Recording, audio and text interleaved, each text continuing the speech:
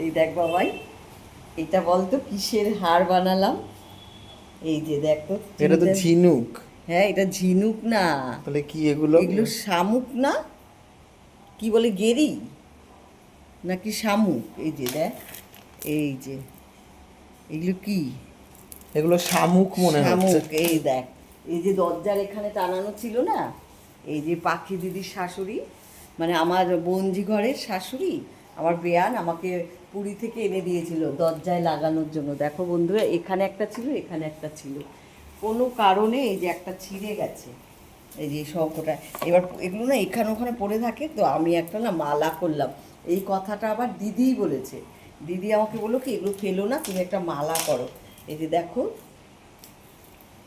কেমন হয়েছে বলো, শাড়ির সঙ্গে ভালো লাগবে না? এই যে ঝিনুকের, ঝিনুক না ঠিক, এটা শামুক, গেরি, গেরি যেটা বলে। এই দেখো, আমি তাই বসে বসে এই মালাটা বানালাম। এই যে এইগুলো, এইগুলো দিয়ে, এগুলোর মধ্যে না ফুটো করা আছে।